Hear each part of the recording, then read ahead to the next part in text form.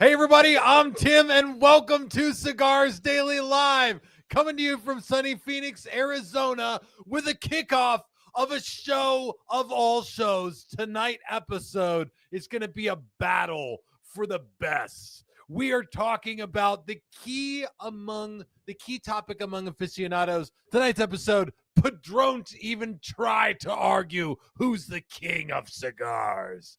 Now, everybody watching this episode, if you're just new to the cigar world, I'll tell you one thing. There are a lot of different cigars out there today. More today, almost than there ever have been before. There are more different cigars out there today than there have been in 100 years. And that's true. And if you want an interesting, very boring piece of history, there was a point in time where there were more cigars than there are today, and it was in the early 1900s. Right before the Great Depression. Beside the point, because today is one of the most exciting times to be alive, because not only is there this vast ocean of different cigar blends and brands out there, but today cigar makers are taking this stuff more seriously. There's more science behind this and more intrigue and interest in the different blends and brands than there have ever been before. And tonight we'll have a battle to see who's the best among them. There are some clear choices that will stand out. I can't tell you what they are, but doesn't work on all of them. Padron't. I did that specifically to annoy Terrence on this episode. My name is Tim. I'm the host of this show. All of you watching at home, you are the co-host. Your comments and questions will drive this episode, so drop them down below, whether you're watching on YouTube or Facebook or Rumble or on the community on Cigars Daily Plus. We're going to be taking your comments all the way through the show. So ask about cigars, cigar culture, humidors, whatever you want to ask about. We'll have those conversations for as long as we can before this show goes off the rails and we basically head toward getting canceled, which is what we do every single week. Of course, I can't get canceled all by myself. I need the help of my insane friends. And so sitting behind the camera tonight is Billy, the cock of the wall. I see all the young kids wearing their beanies like this. Do you really? Nowadays, Oh, yeah. They That call it makes fisherman style. you look balding. It does. It looks like the hair under. Can you turn toward the camera so you can see the hair coming out? It makes the hair coming out from under there look sad. It made it look too pay-like. Yeah. There. You could just as easily have a cul-de-sac going on under there. Sitting next to him is El Rey del Terrence. How's everybody doing? I see the comments about sunflower seeds, and we don't need to talk about that yet. Ooh, We don't need we're to gonna talk about it. that. Oh, we're going to talk about it. We We're don't. gonna talk We don't. They're talking about it. But don't y'all talk about that right now. We don't need to. Okay. And of course, sitting in third chair tonight is Ryan, the defender of the flat earth. Hello, everyone. All right, there Hey, we Dad. go. And we're into the show. Hi, son. It's all going on. I'm going to my thing is going super duper slow, Terrence, so I can't tell when you're switching the camera to you, and I don't want to break the rules. Oh, okay. And tonight we're not breaking the rules no more. So we're following all the rules on YouTube. Mm-hmm. And I want to kick things off by taking a couple of comments from you guys. We got a lot to do tonight. We're going to cover some headlines. We're going to go over the winner of the CD jacket giveaway. What? We'll call Terrence Riley about that. And we're going to talk about this issue of top brands. Obviously, Padron't being one of them. Around the studio tonight, Padron't is what is being had. And so, Billy, get me a comment and read it for me, to me, please. To you. Please, Billy, please. It's just a bunch of sunflower seeds comments. Let's rapid fire some sunflower seeds comments. Let's go with that. Let's give Tim some time there. Well, they're just asking, did anyone actually get this? No, okay. dude. The sad thing is, Whiskey Gin says, did you see the sunflower seed? Did you get the Sorry. sunflower seed note? I'll say this. If anyone got the sunflower seed note, it is only because Terrence said that and you heard it, and then you equated that note to that word. You didn't take sunflower seed shells. Nobody did. Terrence might have. It was a very consistent note. What I'm can not I trying to say? call him a liar. Are you even allowed to eat sunflower seeds? Yes, they're not Okay. a nut. All right, that's fair. Terrence just can't have nuts. You put them anywhere in my like face hole or like down my esophagus, I'll die. Yeah, we So, checked. like, you We guys tried. The throat goat would be ruined. Yeah, exactly. See, this is why Jimmy deserves the statue. All right. Listen, I want to get in the comments. Pull them, Billy. Get them for me. Drop them down below. We have an Arizona specific question for you, Tim. Yeah, this is I'm a specialist on Arizona weather related cigar comments and questions. This one's from Arizona Whirlwind. With this crazy hot, dry weather in Arizona, would dry boxing be a good idea? Do you think Arizona Whirlwind created this handle just to ask this question tonight? Probably. Yeah. I couldn't imagine a single other thing you would use that handle for. Now, listen, the idea of dry boxing is pretty simple in cigars. It's an intermediary step between the humidor and wherever the cigar is going to be lit up. So if you're going outside to sit on the porch, you sometimes need this. And there's a few reasons why. Let's imagine the humidor sitting at a perfect 69%. Okay, which is pretty good. 65% I prefer, but you know what? 69 is okay too. So you take it out of the humidor, and the humidity outside, whether it's in your house or on your back porch, is not the same as the humidor. It's dramatically different. If you're in Arizona during the summer, the humidity can be low, really low, like negative 30%. It's like the temperatures in Minnesota during the winter. They're like, but it feels like negative 120. So it's a negative 120. No, I mean, our humidity goes down single digits during Yeah. the summer. I mean, About when they 9 to 12 is usually the average. right, when they say it's a dry heat, they mean it. It's Mhm. dry as hell, and it does make it better, by the way, because wet heat is the worst in most cases. Anyway, I'm getting off track. So, sorry, I've distracted the studio audience over here. So if you've got the cigar suddenly going from the very nice condition of the humidor to a very dry space, you do want to have that intermediary step, because the danger is that the wrapper leaf, if it dries out, it's going to dry out quicker than the binder leaf underneath and the filler leaves inside. That wrapper leaf can like start to squeeze and like hug around the cigar and explode off the cigar. It's the number one thing I hear from people who just go to the humidor, they open it up, they take the cigar out, they sit down outside, any brand, any blend, any wrapper leaf, they go to light up, and the wrapper leaf explodes off the thing. It's because it's a shock. So I do think that dry boxing can be good, but not just in Arizona and not just during the summer. I think there are other places where this is really relevant as well. I've heard of some people talk about this, and I've heard people talk about this from all over the country, and I see comments coming in right now, and I know Billy's going to get and read one for me. Matt Coyne says, I dry box my cigars in a box filled with sunflower seed shells. There you go. They'll absorb the moisture. It'll speed up the dry boxing. I picked the wrong title for this episode. that nobody's ever had except for Terrence. Oh, well. But do you wet box your guys' chimney hole is my question. That's the question. Thank you, Terrence, for trying to bring it back to kind of a throwback to an earlier joke that's not about your flavor tasting notes that we've been making fun of now for a week. Hold on. Not everyone is on Team Rational. There are some with Team Terrence. There we go. Fish Abrego says, why would sunflower seed be such a far-fetched flavor note? If you can taste all of these other notes, which I have heard, popcorn and pizza dough, etc., why not sunflower seed? Just to be clear, first of all, Terrence didn't say sunflower seeds. He said that the Plasencia Alma del Cielo, the new Plasencia, is got sunflower seed shell tasting note. And personally, I have a huge issue with pizza dough as a flavor note. In fact, we all ran out of time around the HQ today, but we were literally going to do a segment on the show tonight about flavor notes we never want to hear again. And that segment is still coming, and it's going my list. I know what the first thing on it is. Has to do with seeds. But truth be told, when I find flavor notes in a cigar, they are always really basic. Like I don't go into like the depths of the crazy stuff that I read on Half Wheel.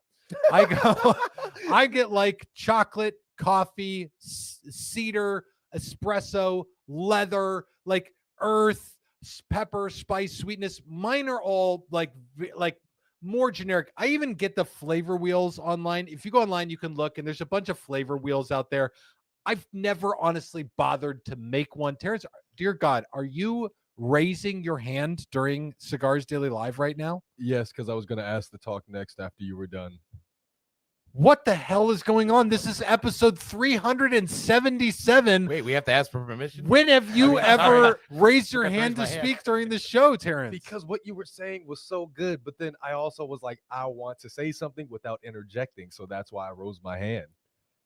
Was that wrong? Yes. It's almost worse than tasting sunflower seed shells. Listen. All right, now I'm interjecting. Now I'm going to No, interject. but I'll say this: all my flavor notes are simple, and if you look at the flavor wheels, like a lot of that stuff, I find like molasses is a kind of sweetness I can find sometimes. There are some flavor notes a little deeper than this, like a graham cracker note. It's Stone a fruit. very stone fruit. Like I think as you develop the palate, you find some of these things, but there's just a level that it goes too far. And I'm not denying that what Terrence tasted was a tasting note that reminded him of sunflower seed shells. I'm just giving him crap because it's the internet and this is like your cigar lounge online. I just want to make fun of him, and I know that all of you do too. And so I'll ask you guys around the studio: is there a note weirder than that? But also, Terrence just raised his hand for the love of God. Richard's like bully. Richard, you spelled bully wrong, sir. Oh no! All right, I'm just gonna point it out one time. But I will say this: to get sunflower seed shell was still a list of rudimentary flavors. There was a salty complexion, there was a little bit of a woody, and there was an earthiness. Sometimes on the palate, you can taste all of those things separately.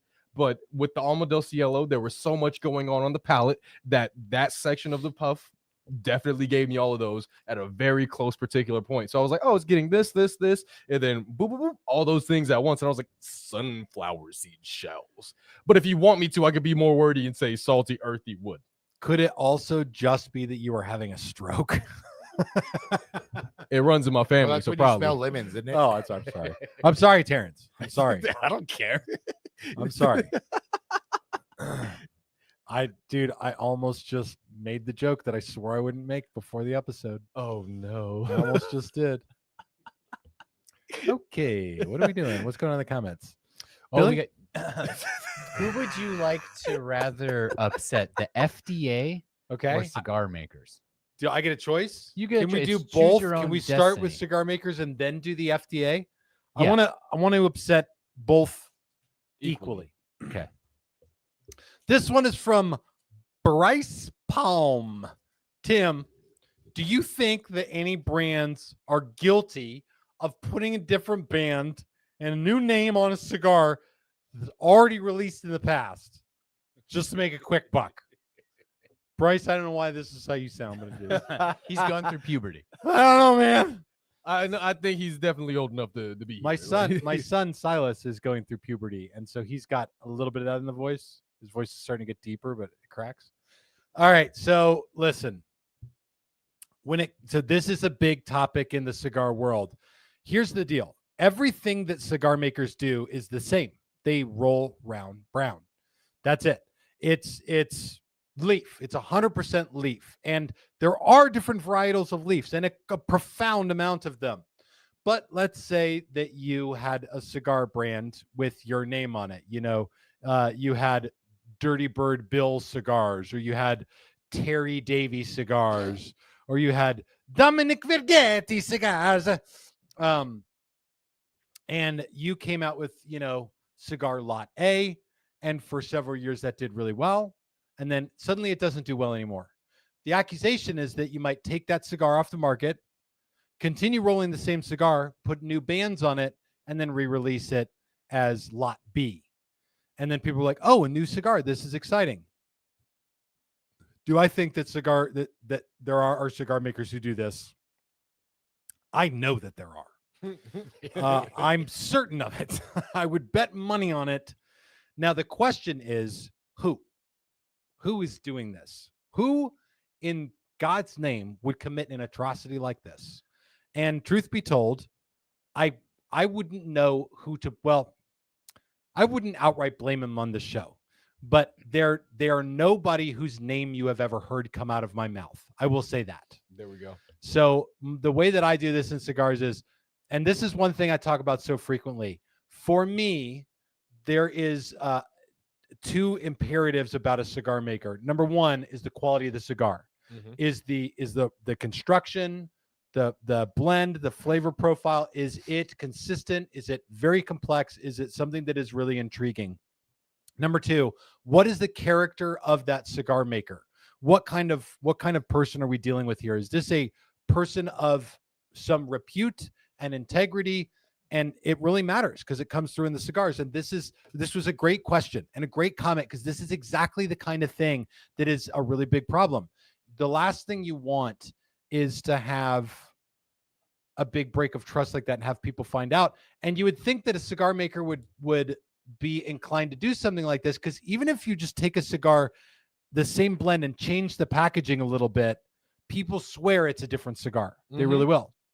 Like if you change the band on a cigar and you keep rolling the same dang cigar, people are gonna be like, oh, it changed. He changed it. It's completely different now. Yeah. It happens every single time. Every time. And when it comes to, do people roll the same cigar with different packaging? Yeah, you got to think that that's happening. I'll tell you this. This is one thing I saw. This was now 10 years ago. I'll be shocked if anyone in the comments can tell me what brand did this. I don't want to put it up on the screen, but I'll be shocked if anybody can tell me what brand did this. So when I first got into cigars, this was now 10 years ago. It was probably more like 8 years ago, honestly. There was a popular cigar maker who's still out there today, who was had some cigars that were going out to people from a popular online purveyor. And the people were getting the cigars, a relatively popular long fillered cigar, and they were cutting them open and discovering that the cigars that they were getting were all Cuban sandwiches.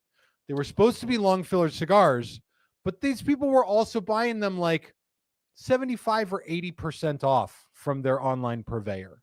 Oh, I know. And then they got the cigars, they cut them open, and they're like, they were like upset about it. They're like, hold on a second. This cigar that I got 80% off is now short filler. I got gypped. I got what I paid for, damn it. And it turned out that the cigar maker, I like that people are guessing in the comments.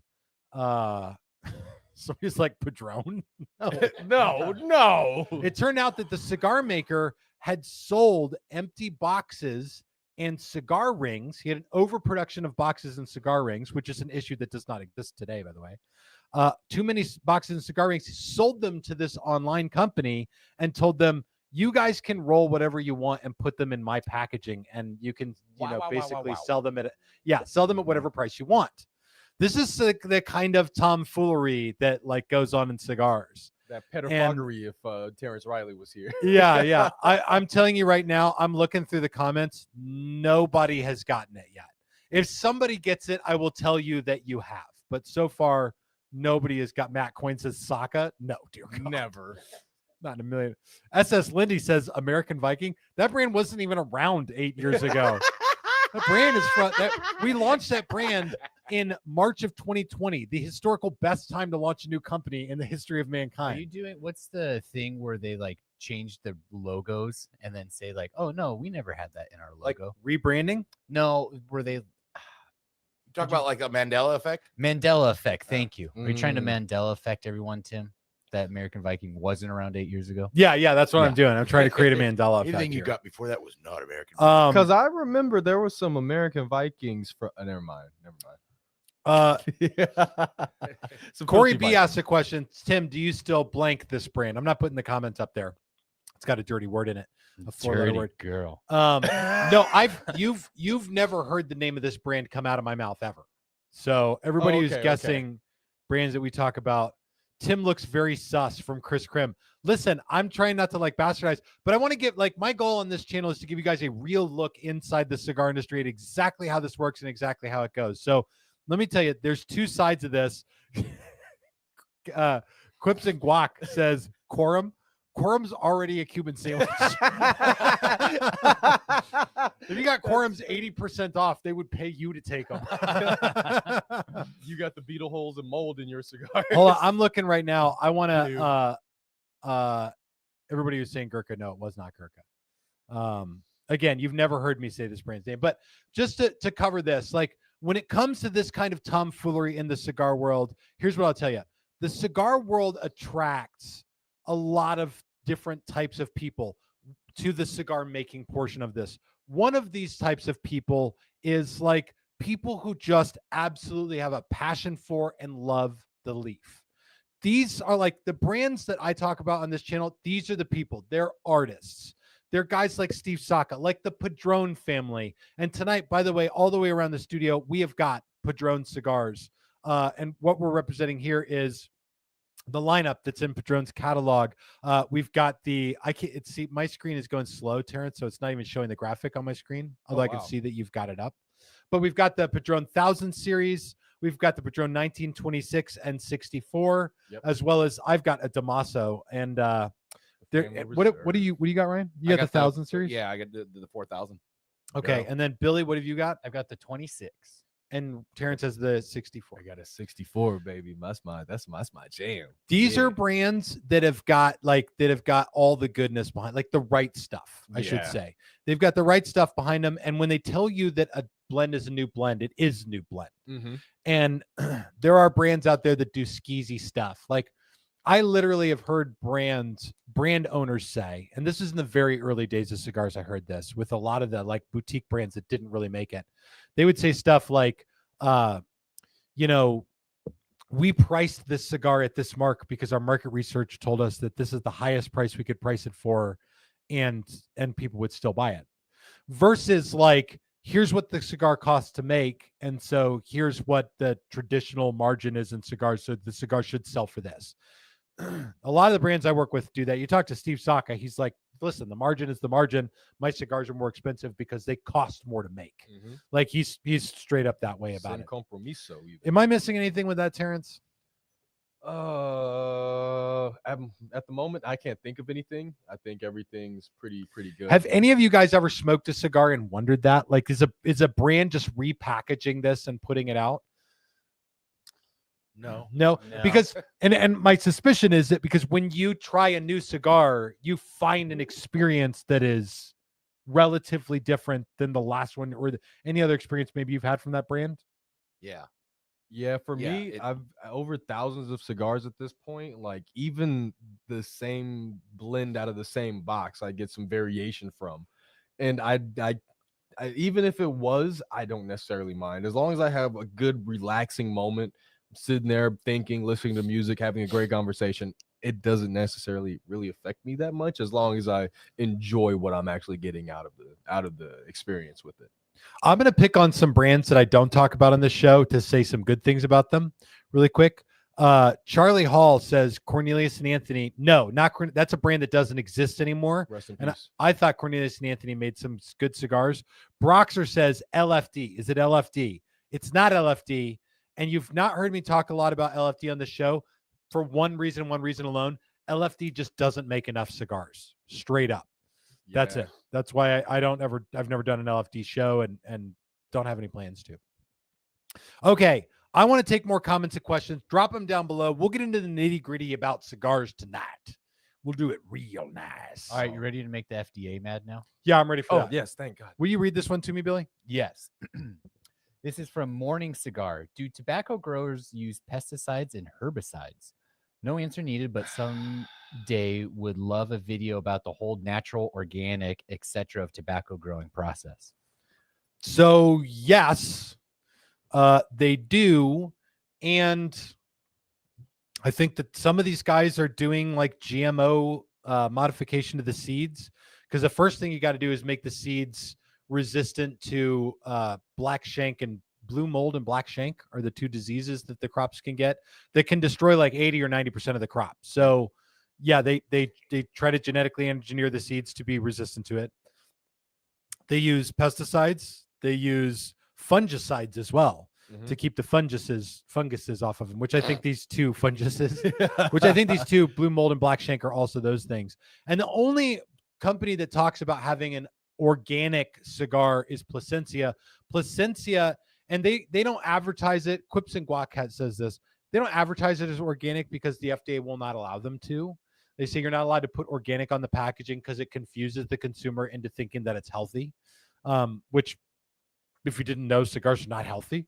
At the same time, the Plasencia does use black shank. Sounds like a pirate. It does sound like a pirate.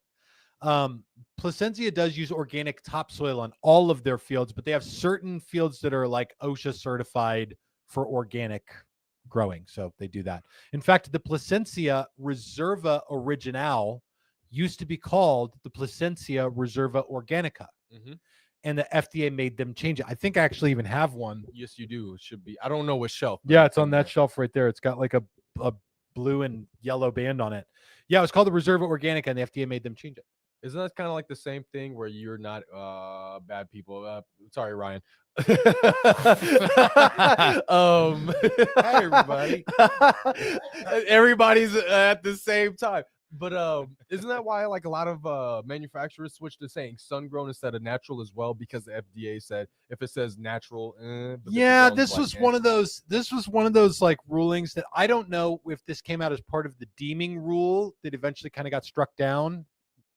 But yeah, there's a bunch of terminology for cigars that the FDA was like, man, you can't use this because it's misleading. And natural was one of those terms.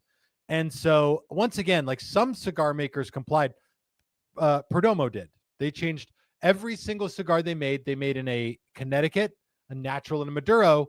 And they went through and redid everything. So now all the cigars are made in Connecticut, a sun-grown, and a Maduro, which is fine. I mean, they also didn't like the term mild. They didn't want people to say that the strength was mild because they thought that would insinuate that something about it is, is less of a health hazard or something like that. All right, keep them coming, Billy. Drop your cigar comments and questions down below. These are good comments and questions tonight. I really enjoyed I want to them, get into this nitty gritty of the scene more. Gordon Freeman, do any growers do second harvest farming? I have no idea. I don't even know like what that means. What is second harvest farming? So well, I can only assume. Billy will fact check it and Google it right now. But the harvest for your crop of leaf for premium cigars starts out in like October and November, and I think they're harvesting in like February or March. Like, it's a weed. It is a weed, like the category of weeds you grow in your yard. Like, it grows unbelievably rapidly, and so they harvest it, I think, in March. I'm not aware of anybody who's doing a second crop in the same year. That doesn't mean that they're not, though. But it's not like a conversation we've had about it. I would think that I've heard like, my second crop didn't do as well as the first one or something like that.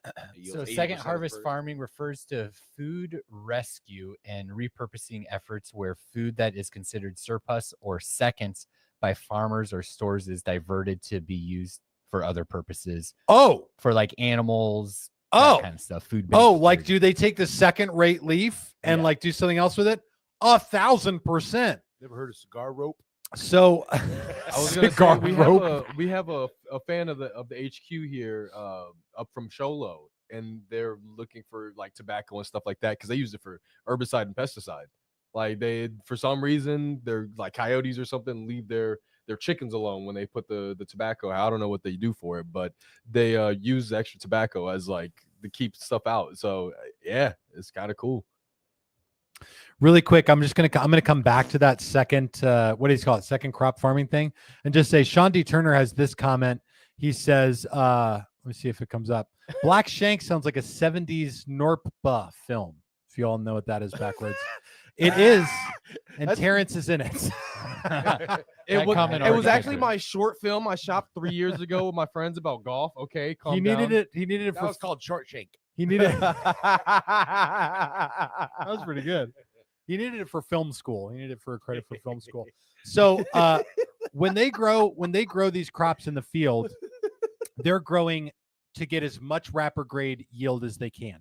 If you can grow a crop and grow 100% wrapper leaves from every leaf in the field, you won. Like you won at Cigars. You probably get an award for it or something like that. But what happens is once they pluck the leaves, some of them have little holes in them, some of them have little splotches on them. They cure them, and they turn them from green to brown. Some of them get miscolorations on them, a little bit of green left over. And as they sort them, there's little rips and tears and things that happen. And they're sorting first wrapper, binder, filler. They also sort it for viso, seco, ligero, velato, and then they're sorting for, my gosh, what was the other one? They have several sorting processes. And as they do this, they're weeding out like what is the good from the bad. And there's some just subpar leaf that comes out. And it's typically not a whole crop, but it's the leaf that's like, there's a grade below filler, believe it or not. And that stuff is like, it still goes through the market. There's not like a secondary market that a lot of this stuff goes to. And what you find is that for the guys who roll cigars who don't have their own fields, they're going to go buy all of their leaf. And they do this from major growers. One of those growers is the Oliva family. And the Oliva family, and when I say Oliva, I'm not talking about Oliva Cigars, which is a big distinction in the world of cigars. There's another Oliva family in the cigar world that's not Serie V Oliva. They're the Oliva growers. They grow a lot of leaf. And if you go to buy from some of these growers that do this, in order to buy the premium grade stuff that you need for wrapper leaves and that you need for binder and filler, they also require you to get some of the subpar level leaf. And so some of this leaf ends up becoming like binders for a Cuban sandwich. And then the trimmings, the short filler is the like nicer stuff. Some of that stuff goes off to like, there's some of these sites out there where they sell whole leaf for people to roll with themselves, to roll their own cigars. That stuff is pretty much unanimously the lower grade leaf, but they do end up finding a use for all of that stuff. But it does all sort of stay in the cigar industry. Have you asked those Olivas to do a Olivia cigar yet? Because No. Dude, if Oliva Cigars does not already have the trademark on Olivia cigars, they're crazy. And if I'm not stupid enough to try to come out with that cigar, I don't want to go to battle with those people. But I low-key do want one. All right, Billy, bring us back to the comments. This has been the most informational show we've done in like 3 years. Yeah. Does everyone feel like they've learned a lot tonight? Yeah. Kind of, yeah. Studio audience is just like, you suck. Make fun of Billy. Make fun of Billy's baldness. All right. There we go. If Now Tim's Billy's not gonna- going to sleep tonight. Dan just said, make fun of his 5 head. I don't feel like you have a 5 head, Billy. You've got a 4 head by the count of your own hand. There's some space between them fingers, brother. Terrence, you got some big hands. All right, Billy, take some comments, take some questions. What do people want to know? Drop your cigar comments and questions down below. We have a profound amount to get through, and so let's get through it. This next comment right here is from Cigar Yam. Cigar Yam says, Tim, how is it that other large cigar channels can review and smoke on camera, but Cigars Daily can't? I'm going to outline this as briefly as I can. So drop your cigar comments and questions down below because I'm going to come right back to them. And I'm going to give you guys the straight shot at this. You can go right now and read YouTube's terms and conditions, especially as they relate to regulated stuff. And they've clarified. It's like when they make new rules now, they're just like, man, we're just clarifying an old rule. Short filler was Billy's movie from a few years ago from Matt Coin. That's a good one. That's fantastic. I love that. So it used to be the rule was no mentioning selling channels for regulated stuff. Now the rule is no content that includes the display, use, or creation. And these smaller channels they're not getting hit right now, but you got to know that when they put their content out there, it's out there forever. So the chance that they're going to get hit this year is pretty large. They're all going to quickly discover that they are not allowed to do this stuff. And because we're a larger channel, we do have a bigger target on our back. And so compliance is at the forefront for us.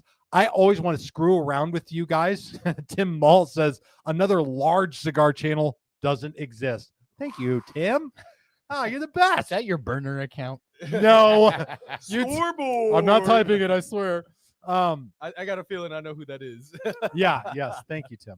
I owe that guy a freebie later on. So yeah, we have to comply with those rules, and we want to because we always want to be here. If there's one thing so this is what I value. I want to give you guys the wisdom and knowledge about the art and craft of cigars. Mhm. And by the way, videos on this channel are intended to educate and inform people about the arts and craftsmanship of premium cigars, and in no way intended to sell any kind of products. That being said, I do want to have the culture on this channel of like a good-natured cigar lounge. One of my favorite places in the world to spend time is a cigar lounge, where when you walk in and someone busts your chops, you know you're at home because you're around people that will make fun of you. That is somehow, I think maybe it's an insecurity. I just love being around that kind of stuff. My favorite people in cigars are people that I can like josh around with and bust each other's balls. That's what I want to do here on this show. Yeah. And so as long as there's no rule against doing that, I'm in. I'll dance around any other rules that we have to. I thought we were very encouraging to Dan before the show started. Just- Very encouraging. we have some questions for Terrence specifically. Oh, goodness gracious. What did I break? The guest question for Terrence: why doesn't he have a velvet smoking jacket? That is a great question. It's at home. I just don't have it here. I've got. Don't ask why it's in between my legs, but I've got the cape from the El Rey skit from. Gosh, Tim, what was that last year at this point? Mhm. King of the World. So I've got this. I've got 3,900 jackets.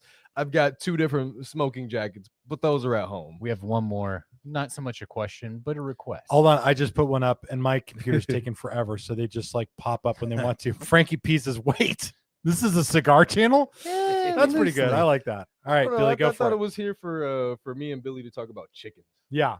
Mike Duffenborough says, "We need to get Terrence to take Ryan shopping. Dude needs some style pointers." Damn, Can we put Ryan on the screen just for a minute? What is wrong with Ryan's If style? Ryan is I anything, have a style. he is. He does have a style. Can we give Ryan's style a name, commenters? Everybody commenting on this video right now. If Ryan had a style, what would that style be called? I pretty evidently call it 1990s dad. Yeah. Can I say something else? Like, he has a similar style to Terrence Riley. If it's not cold, Terrence Riley has a polo and some nice either slacks or chinos on, and it's a classic look. There's nothing wrong with Ryan's style. I think he's finely dressed. I like lawn Thank you, dad. Terrence. You're welcome, Ryan. Like, I just like long sleeves. I'm a small guy. I get cold. So like having a polo on when it's 102 degrees outside, I get it. I defend you. I'm defender of the flat earth. Y'all got to get through me. I'm reading the comments as they come up. Dad Dad bod. bod. I love that from Cigarticus. Cigarticus. Keep him going. Ryan is dad. Keep him going. I want to get him.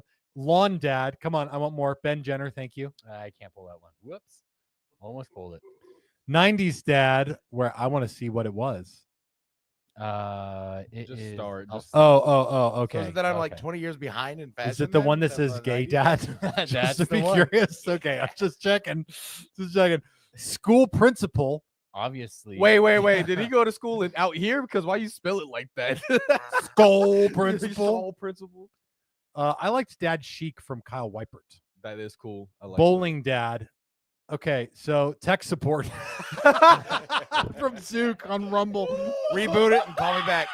Turn it off and turn it back on again.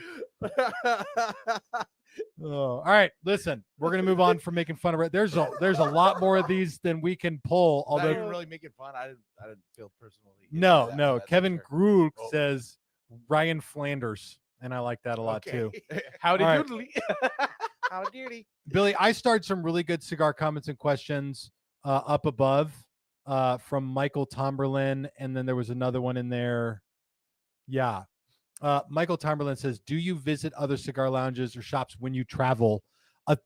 Like, not even when I travel. Like, if I go to dinner with my wife, I will find a dinner establishment near another cigar lounge and go there. Mm-hmm.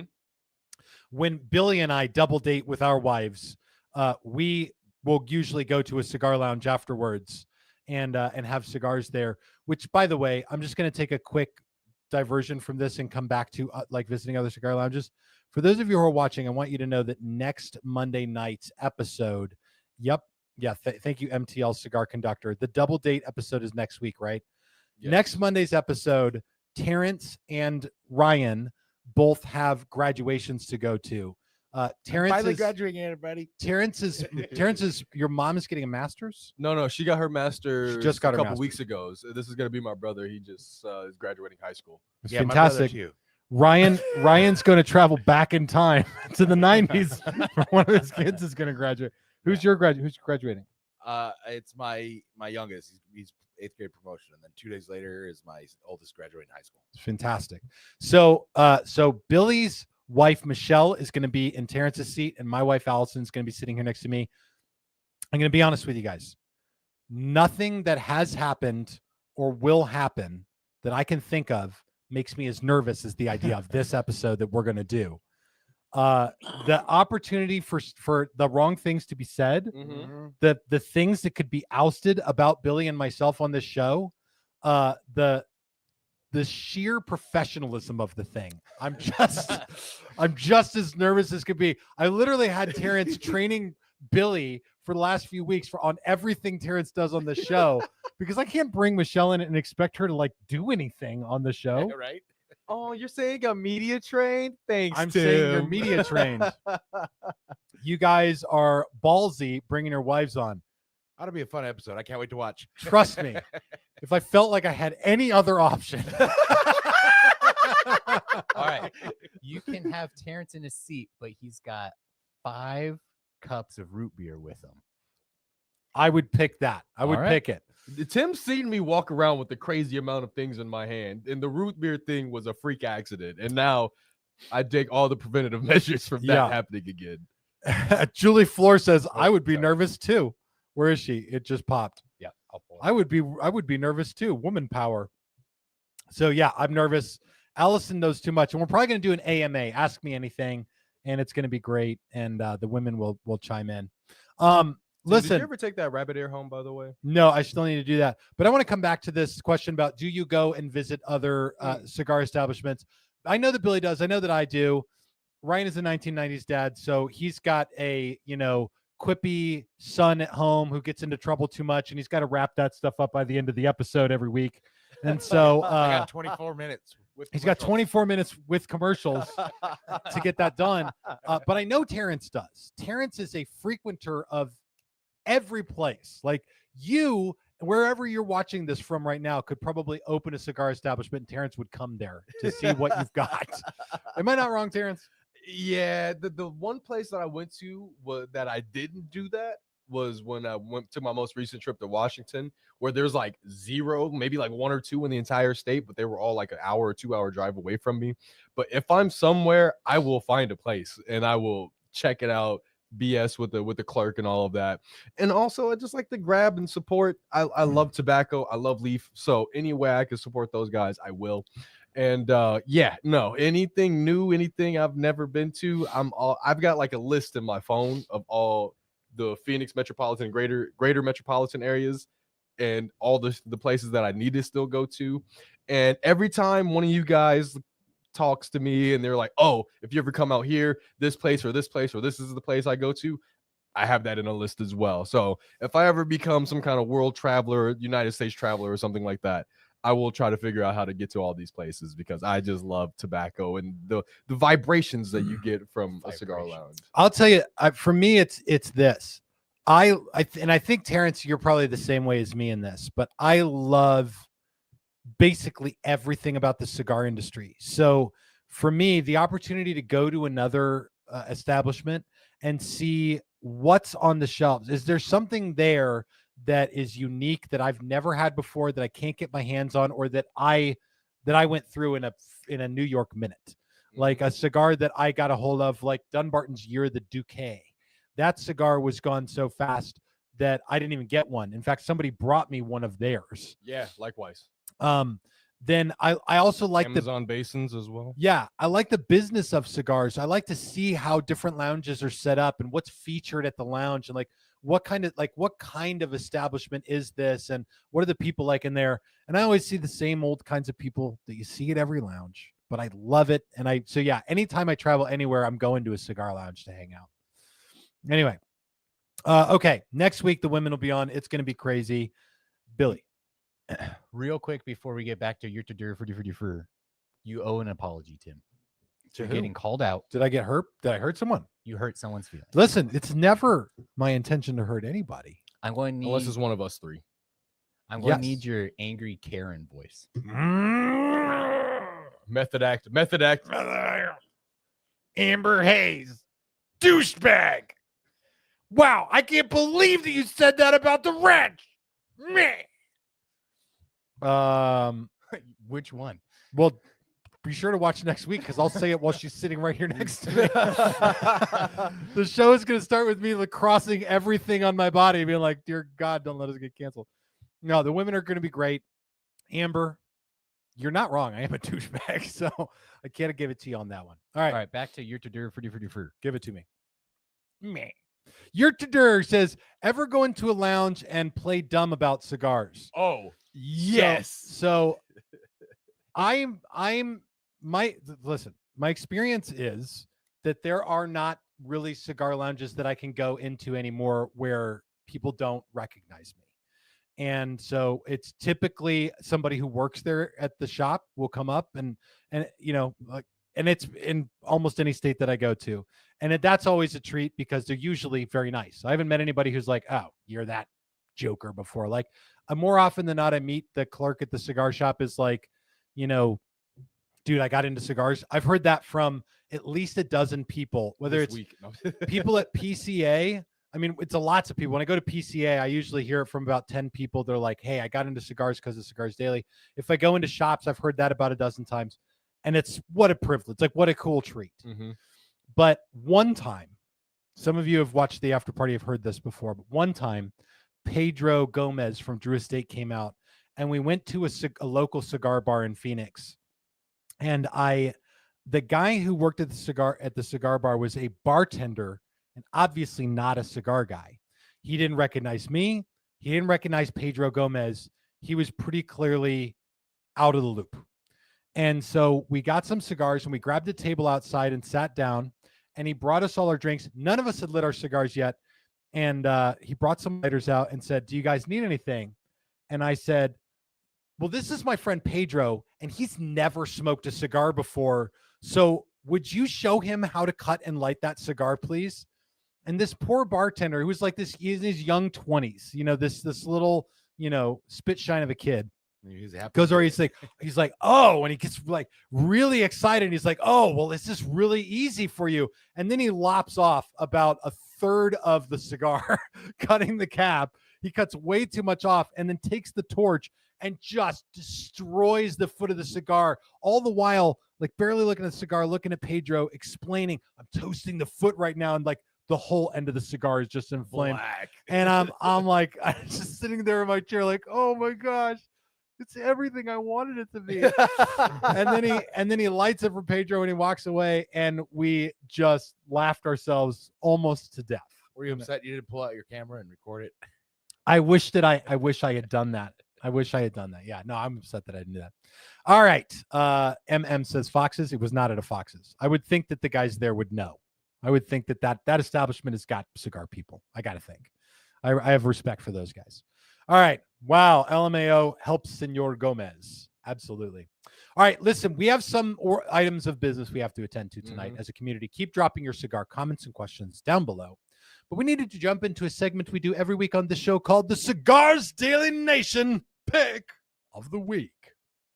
Now, a lot of you guys know that we've been going through this contest on the channel, the hashtag CD jacket.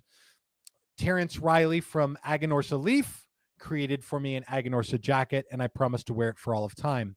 Now, when he caught me not physically wearing the jacket on my body, he thought I wasn't keeping my promise, but he didn't realize that I was, because I had an Aganorsa jacket tattoo that I had on. Now, It was a fake tattoo. But I thought to myself, man, this fake tattoo is such a convenient way to wear the jacket that I should share it. So we ran a contest, and a bunch of people got these jacket packet tattoos. They posted them online, and I picked a winner who's going to win a Aganorsa jacket, a custom Aganorsa jacket of their very own. And now, as of tonight, we have a winner of this contest. But here's the problem. Not really the problem. Here's the bonus. Terrence Riley also wanted to pick a winner. So we're going to announce right now 2 winners of the Aganorsa Jacket Packet contest who are going to win their own custom jackets. And then between those 2 winners, we're going to see which one of those 2 people can design the best jacket. And whichever one can will also win something extra from Terrence Riley. Now, there were a lot of people who entered this contest. I picked 2 winners at random. And so I want to give a few honorable mentions up front for people who entered the contest and then share the winners with you guys. So the first 3 people are not the winners of the contest, but they're 3 of we've been showing some of our favorites over the last few weeks. Put it up. Am I allowed to show number 1? It shows use of. Yeah. It's just Okay, go ahead. we're going to show it real quick. This one right here is, I can't even see Dominic it. B. Read it for us, Terrence. Yeah, so I can do it. It's showed on my screen now. I'm there sorry. we go. Dominic B, he's got a face tattoo on right here. Oh, he got his SoundCloud rapper going. Okay. Yeah, he's playing the flute. He's playing the Pan the, wind the flute, pan the flute. Thank yeah. you. Got a second packet, a little tri-smoke in the JFR in there, along with the jacket and face tattoo. And yes, I learned what cigar sickness is after this. I bet you did.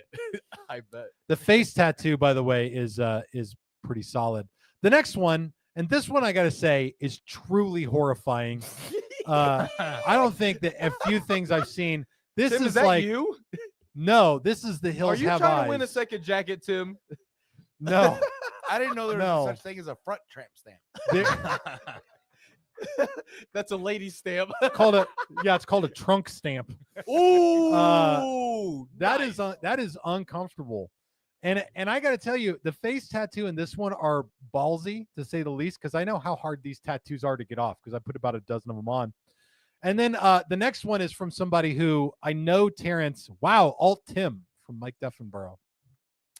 The next one is from somebody who I know Terrence is terrified of because she could take him in a fight in a heartbeat. Look at those biceps, dog. Look at those biceps. This one is from Karen S. She says, yeah, enjoying the cigar. See everyone on Monday. Karen crushed it. Now, I like all of these, but our actual winners of the contest are these 2 people right here. The first one is, put it up and read it, Terrence. I won't be able to see it. So My this thing's is on from so slow. Remington C. Couldn't think of anything clever to do, but I've got that thing on me. Plus, my smoking buddy made an appearance. Where's the smoking buddy? I'm looking at the picture. Is it an owl? Is it the? What is it? Is it Is the? it- I see is it- Billy I on see the Billy screen. on the TV. Oh, it might be the Is it the the cigar axe? axe that's in his watch band. Oh, look at that! It is hidden as that is pretty clever. I didn't even notice that when I did this. That's like a graphic. hidden picture. It's like one of those. So Remington C is one of the 2 winners, and the second winner here is. I hate how I'll slow read this one my- off. This is from Yeah. Chelsea S. Hubby said he wanted a chance at the jacket, so I got 2. Now I got a rock Easter weekend with the jacket on my leg, just in time for shorts weather. Life of a trucker's wife, CD jacket. There you go. Chelsea S and Remington both are our winners. Congratulations. you guys. Congratulations. And thank you to everybody who put on your tattoos, whether you did it on Facebook or on Instagram. We even had one email in That contestant. man had a vitamin D deficiency. for Yeah. sure. Appreciate it, all you guys. And now we're going to see some jackets. It's going to be a great time. Congratulations to everybody. Cheers. It's wonderful. Yes. Applause. Yay. Woo! Golf claps, please, for the love of God. Yeah. All right. There we go. Now I want to take you guys into the world of the truly bizarre. We're going to do a segment we do every once in a while on this show called Cigars Daily Headlines. This is what's happening in cigars. If you get the opportunity and you want to just be blown away, think about 2 companies with the same name that make the same product. Remy Lucius. Oh, that's got to be Remington. What did he say? Yo, I can't believe I won. That's wild. Can't stay and watch. I'm at work. I'll finish the episode later. We're going to talk a bunch of trash about you, so make sure that you do intentionally now, probably during the after party. All right, let's go back to the headlines. What's going on? What did I say? Sorry, inside joke, brother. All right. So imagine two companies of the same name who make the same item suing each other for the right to do this. Now, I'm not talking about one company ripping another company off. I'm talking about it's the same. And that's what's been going on here in the United States for 80 years. Yep. Here it is, an article that you can read more about on Half Wheel. Federal court rules for Cuba in General's Cohiba trademark lawsuit. I encourage you guys to learn more about this. We can talk about it a little bit during the after party, but I'm going to take you inside of this. Continue to drop your cigar comments and questions down below. I'm going to get right back to those, and we've got a few more to do before we go to the after party, where this episode will continue on Cigars Daily Plus and on Rumble. You can watch the unabridged, unedited part of this show on either of those platforms. Cigars Daily Plus is our platform. It's free and easy to use. It requires like your name, a username, an email, and a password. And that's where we can dive into the details of this Cohiba thing. But basically, what happens is this. On the screen, you're looking at two different Cohibas. One of them is the yellow one, and that is the Cuban Cohiba look. Yep. And it's got the Cohiba guy with his man bun. And then the other side is what we in the industry fondly refer to as red dot Cohiba. Yep. It is no man bun Cohiba guy. And the font, if you look at it, is slightly different.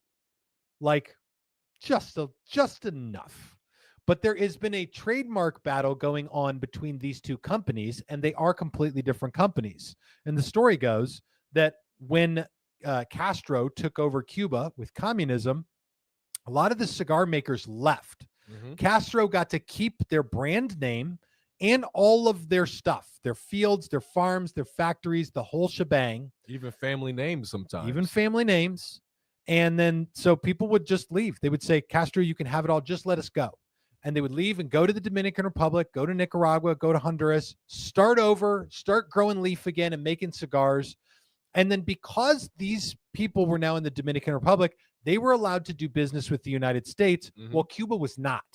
And so there was a hole in the American market for a cigar that donned the name Cohiba.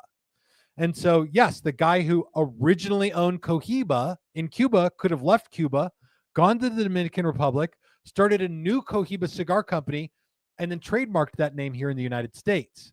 And this is where the lawsuit comes in, because even though there's an embargo on Cuban cigars and has been one since the 1950s or 60s, since the 1960s, at the same time, there is like Cuba's not allowed to sell their stuff here. So they sue each other over this whole thing. Now, and this is the crazy part, the courts have ruled in favor of Cuba on this lawsuit, which is something to learn a lot more about, because why would you rule in favor of a country that we have a trade embargo against, and there's no sign on the horizon that embargo will be lifted at any point? Meanwhile, another company who's well established in the United States loses a trademark when they have a thriving business with that brand name. It's just one of the craziest things that you can ever like land on. Are there any comments about this, Billy? I want to I've also got a question for you, Tim, because remember, this might have been months ago, maybe even over a year ago, but wasn't there a thing from the last administration that said that they would not be siding with people who had technically stolen trade names and stuff like that? So that was a lot of those Cuban brands like Monte Cristo, or stolen, but Monte Cristo, Romeo, and all of that kind of stuff. They said they weren't going to be siding with those kinds with the stolen trade names, and this just seems like a complete antithesis to that.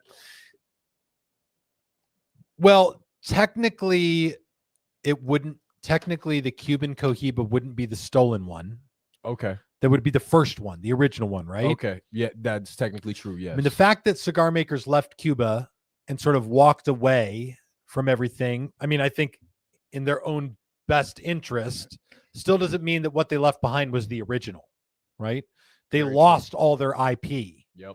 and Castro got to keep it. We're so. going to need the Cigars Daily official judge to rule in on this one and let us know. Who the hell is that? Scott Wolf. Scott Wolf from Oh, okay. the The judge judge. on the Yeah, after let the party. judge. I want the real judge to weigh in. Go for it. All right. Well, he's not in yet. He's Oh, probably okay. still deliberating. Corey B says it. What does the judge say? Yeah. Right. All right. We got some comments on this one. All right, Billy, take them and read them because my thing's still going slow. This is from Kyle Whippert. Wait for it. Now, who's the real fake Cohiba? I mean, one Cohiba has a different trade name in what is it, the EU, because it's like Spectoro or something like that, because they're not allowed to use the Cohiba name. And that would make sense in the EU because outside of the United States, Cohiba is a brand. The Cuban Cohiba is sold basically everywhere all around the world. Exactly. Yeah. That's that. but it makes is- no sense that this is going on in America. Well, I mean, outside of the United States, the Cuban Cohiba is the real Cohiba, Mhm. and the red dot Cohiba is the one that came after, isn't it? Yeah. Okay. It's the reason that, and this is one of the most interesting things about cigars. It's the reason that, let's say tomorrow they ended the Cuban trade embargo completely, you wouldn't suddenly see Cuban Punch and Partagas and Romeo y Julieta and Hoyo de Monterrey and Cohibas just suddenly pop up on the shelf. They'd all They be would- fake anyway. They would have to settle these disputes before that stuff could happen. Mm-hmm. All right, go for it, Billy. Read it. Go ahead. Read it off, Billy. This is Dirty Bird Bill. Buy your Cohibas now. No, don't buy them now. Don't ever buy them because we don't Oh, suggest can't the do use that. of anything on the show specifically. So don't do that. Thought that was pretty I good. find it's so the federal government is the one that caused this issue in the first place, and then they rule in favor against the one that they caused, that they made it available. I think you would argue that Castro caused this problem, Certainly, and the federal government just responded to it. I suppose. And I mean, in a legal sense, whoever really legally owned the trade name first. I mean, an embargo with Cuba doesn't mean that it voids all of their intellectual property. And if they have trademarks for their intellectual property and we just void it because we won't do business with them, that potentially is not just. Temu versus Amazon from Keeper Wet Outdoors. That's a crazy handle, man. That's an LLC, bro. That's I- a real company, I think. Yes, sir. What do you make? And can you make YouTube videos about it?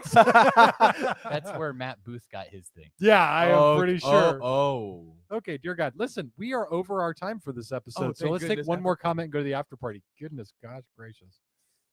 You, Okay. We got the second winner. 1 second. I got to find. Oh, there it is. from Chelsea. Chelsea S. Schwartz. Hey, what's up? Winner, winner. Oh my goodness. I can't believe I won. I rocked that thing for a week. Dude, my hat's off to you for doing that. That's fantastic. When those things start to fade, it's serious. People think you got a bruise or something. They think you're sick. All right. I saw one more that I wanted to take, but it went away too fast. That's right. All right. Listen, we're going to go to the after party. We're going to keep taking your comments and questions with even fewer rules. This is where the gloves come off. So join us for the same episode on Rumble and on the community on Cigars Daily Plus.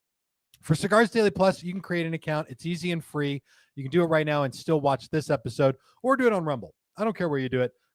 But join us and keep dropping your cigar comments and questions down below. Otherwise, stay tuned for next week, the sweatiest episode I will ever have, where my beautiful wife, the Wrench, will be joining us, along with Billy's wonderful wife, Michelle. Doesn't have a nickname yet. I'm relatively certain that by the end of next She's week's show, gonna. she will have one. So, where, by the way, the gloves are going to be on. Gloves are coming off for this episode. I'm going to be as internet bullying to them as I am to you guys. Oh, good. So- You better. Yeah, it's got to still be a good show. Although I cannot end my marriage. That's one of the rules. So there's some rules. I can end Billy's marriage. All right. Thank you guys for joining us. Join us on the after party. Otherwise, we'll see you next Monday for a crazy, wild episode. See you guys on the after party. And live your life.